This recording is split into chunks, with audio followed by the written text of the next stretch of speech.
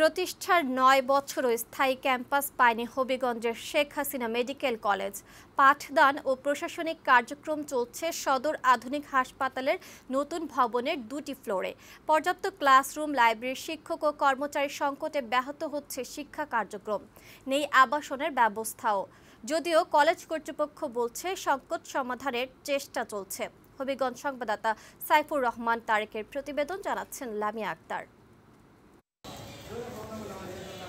২০১৫ সালে অনুমোদন পায় হবিগঞ্জ শেখ হাসিনা মেডিকেল কলেজ। ২০১৭-২০১৮ শিক্ষাবর্ষে অস্থায়ী ক্যাম্পাস হিসেবে সদর আধুনিক হাসপাতালের দ্বিতীয় ও তৃতীয় তলায় শুরু হয় কলেজের কার্যক্রম। ৫১ জন শিক্ষার্থী নিয়ে যাত্রা শুরু করা মেডিকেল কলেজটিতে বর্তমানে পড়াশোনা করছেন ৩০০ শিক্ষার্থী। এর মধ্যে প্রথম ব্যাচের ৩৩ শিক্ষার্থী শিক্ষানবিশ চিকিৎসক হিসেবে কাজ করছেন। অথচ এখনও স্থায়ী ক্যাম্পাস পায়নি মেডিকেল কলেজটি। হল রুম নেই, বিনোদনের ব্যবস্থা নেই, আমাদের কোনো ক্যান্টিনের ব্যবস্থা নেই। আর সবচেয়ে বড় সমস্যা যেটা এখন, সেটা হচ্ছে আবাসন ব্যবস্থা। আইটেম কার্ড, টার্ম, বিভিন্ন পরীক্ষা থাকতে হয়। তো এই পরীক্ষার মধ্যে আসলে আমাদের যদি কিছু বিনোদনের ব্যবস্থা থাকতো তাহলে খুব সেটা ভালো হতো।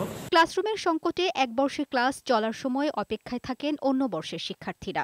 ভবনের অভাবে ব্যবহারিক ও একাডেমিক কাজের সুযোগ পাচ্ছেন না শিক্ষার্থীরা। রয়েছে আবাসিক সংকট। ৭৬ জন শিক্ষকের পদ থাকলেও রয়েছেন ৪২ জন। শহরের রিচি ইউনিয়নে স্থায়ী ক্যাম্পাসের জন্য স্থান নির্ধারণ করা হলেও ভূমি অধিগ্রহণই হয়নি। স্যাররা আছেন, ওনারা ওনাদের আন্তরিকতা দিয়ে চেষ্টা করতেছেন, অনেক বেশি করে চেষ্টা করতেছেন, যাদের আমাদের পড়ালেখায় কোনো ল্যাকিংস না থাকে। পড়াশোনার জন্য আমাদের পর্যাপ্ত ক্লাসরুম আমাদের মেডিকেলে নাই, স্থায়ী ক্যাম্পাস নাই। একটা স্থায়ী ক্যাম্পাস তো হুট করে দেওয়া যায় না। পর্যাপ্ত পরিমাণ ল্যাব, লাইব্রেরিটা যদি একটু বড় হতো বা ক্লাসরুম যদি আরও বেশি থাকতো, তাহলে আমরা আরও অন্যান্য মেডিকেলের মতো আরও বেশি এগিয়ে যেতে পারতাম।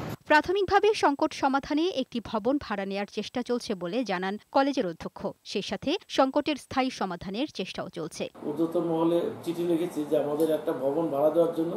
এই ২-৩টা চিঠি গেছে, এর মধ্যে আমরা আশা করি একটা ভবন ভাড়া পাবো এবং আমাদের ছাত্রছাত্রীদের জন্য থাকার জন্য হোস্টেলের চিন্তা ভাবনা করছি, যে ছাত্রী হোস্টেল এবং ছাত্র হোস্টেল আছে, সেগুলোতে আমরা এখন রিসুট করার চেষ্টা করতেছি।